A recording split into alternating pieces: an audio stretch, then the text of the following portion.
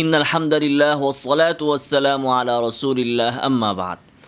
তথাকথিত লা মাযহাবি সালাফি যারা নিজেদেরকে আহলে হাদিস বলে দাবি করে, তাদের হাদিস মানার সাথে, তাদের হাদিসের উপর আমলের সাথে গোটা উম্মার সমস্ত সালাফদের, সাহাবী তাবিঈনদের হাদিসের উপর আমল মিলে না কেন? এর কারণ হচ্ছে আমরা এবং গোটা মুসলিম উম্মা হাদিস মানেন, হাদিসের উপর আমল করেন যেভাবে আমল করেছেন সালাফগণ।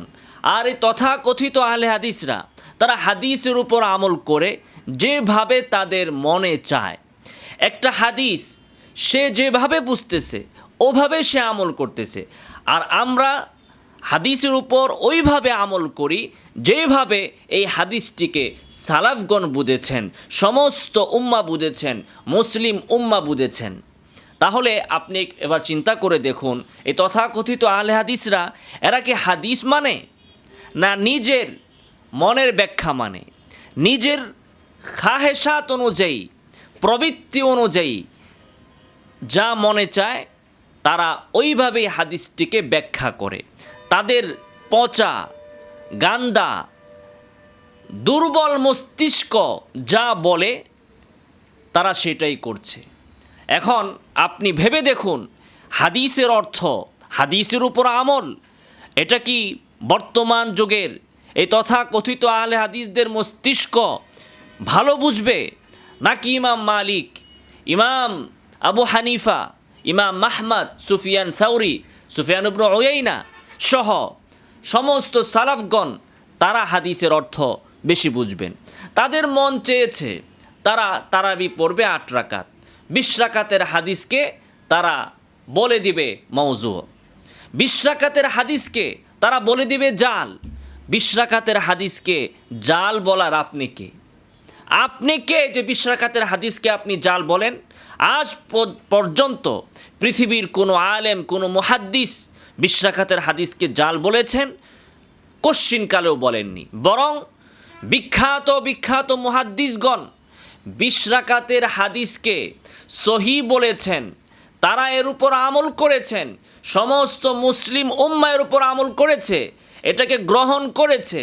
অপরদিকে 8 রাকাতের হাদিসকে তারা ওয়াহাম বলেছেন, ভেজালযুক্ত বলেছেন, বা বিভিন্নভাবে তারা সেটাকে ব্যাখ্যা করেছেন। এবার খেয়াল করে দেখুন, সমস্ত সালাফগণ 8 রাকাতের হাদিসকে ব্যাখ্যা করেছেন বা এটার ত্রুটি তারা বর্ণনা করেছেন, 20 রাকাতের হাদিসের উপর আমল করেছেন। এটা হচ্ছে তাদের মানহাজ। আর বর্তমান যুগের তথাকথিত সালাফিদের মানহাজ হচ্ছে সমস্ত সালাফদের বিরোধিতা করে 20 রাকাতের হাদিসকে মওযু বলে দাও, জাল বলে দাও, আর 8 রাকাতের যে সকল হাদিসকে উলামায়ে কেরাম গ্রহণ করেননি, সালাফগণ গ্রহণ করেননি, সেটাকে তোমরা আমলে নাও। তো এখন কথা হচ্ছে, 20 রাকাতের হাদিসকে যে আপনি মওযু বললেন, কোনো হাদিসকে মওযু বলতে হলে, দাঈফ বলতে হলে সেটার তো একটা যোগ্যতা থাকতে হয়, তাকে তো হাফিজুল হাদিস হতে হয়। এখন যে লোক সে হাদিসের অর্থই জানে না, বাংলা অর্থ দেখে দেখে সে হাদিসের অর্থ করে, 2-4টা হাদিস তার সনদ সহ মুখস্থ নাই। হাফিজুল হাদিস যিনি শত শত লক্ষ লক্ষ হাদিস সনদ সহকারে তার মুখস্থ আছে, তিনি বুঝবেন এই হাদিসটা মওযু না সহি, এই হাদিসটা দাঈফ নাকি হাসান। এটা তো তিনি বুঝবেন যিনি হাফিজুল হাদিস। যিনি হাফিজুল হাদিস, যারা হাফিজুল হাদিস তারা বুঝলেন 20 রাকাতের হাদিস সহি। আর এই যারা বাংলা দেখা দেখা হাদিসের অর্থ করে, সে হুকুম লাগায় দেয় 20 রাকাতের হাদিস মওযু। মওযু কি তোমার বাপ দাদার সম্পত্তি নাকি, যে যখন তোমার মতের বিরুদ্ধে যাবে তুমি হাদিসকে মওযু বলে দিবে? তুমি হাদিসকে মওযু বললা নাকি হাদিসকে হাসান বললা না সহি বললা, সেটার দিকে কে ভ্রুক্ষেপ করে? তাতে কি আসে যায়?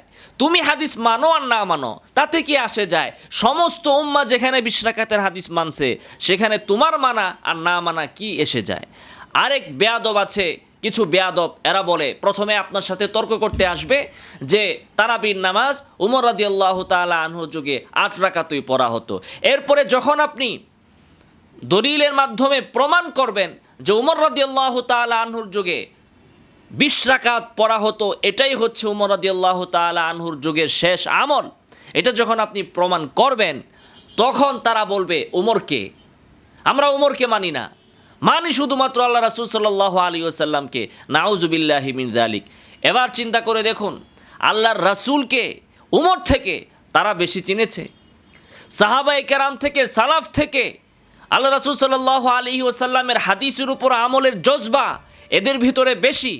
কত বড় ধোঁকাবাজ এবং প্রতারক এরা! উম্মাহকে ধোঁকা দিচ্ছে এবং উম্মাহকে সঠিক সহি হাদিস এবং সালাফদের মানহাজ থেকে সরিয়ে নিজেরা নিজেদের মন গড়া মাযহাবের উপর সালাফি ট্যাগ দিয়ে এবং নিজেদের মন গড়া মানহাজের উপর সালাফি মনোগ্রাম লাগিয়ে দিয়ে, স্টিকার লাগিয়ে দিয়ে এবং নিজের মন মতো হাদিসকে সহি জয়ীফ বানিয়ে এরা উম্মাহকে ধোঁকা দিচ্ছে। অতএব মনে রাখবেন, সালাফি তথাকথিত বর্তমান যুগের সালাফি যে সকল আলেমরা আছে তাদের কোনো হাদিসকে সহি বা দয়ীফ বা মওযু বলার কোনো ভিত্তি নাই।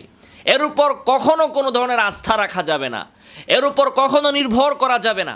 আলবানি থেকে নিয়ে এই তথাকথিত যেগুলো সালাফি আছে এরা সম্পূর্ণরূপে আন্দাজি, মন গড়া, যখন যা মন চেয়েছে, যখন যেভাবে মন চেয়েছে কোনো হাদিসকে তারা সহি হাদিসকে মওযু বলে, দয়ীফ বলে জবাই করে দিয়েছে। আবার যখন মন চেয়েছে তখন একেবারে দয়ীফ সমস্যাযুক্ত হাদিসকে তারা একেবারে মাথার উপরে, আসমানের উপরে তুলে ধরেছে। যার দৃষ্টান্ত হচ্ছে এই তারাবির ২০ রাকাত আর ৮ রাকাত। ৮ রাকাতের হাদিসকে মুহাদ্দিসিনগণ বর্জন করেছেন, এটাকে ওয়াহাম বলেছেন, এটা ত্রুটি ধরেছেন অথবা ব্যাখ্যা করেছেন যে এটা ছিল পূর্বের যুগের আমল, শুরুর যুগের আমল ছিল। আর ২০ রাকাতের হাদিসের উপর সমস্ত উম্মাহ আমল করেছে। এরা এসে বর্তমান যুগে ফিতনা সৃষ্টি করছে। আল্লাহ তাআলা এদের ফিতনা থেকে, এদের প্রতারণা এবং ধোঁকাবাজি থেকে আমাদেরকে হেফাজত করুন। আমিন ওয়া আখিরু দাওয়ানা আলহামদুলিল্লাহি রাব্বিল আলামিন।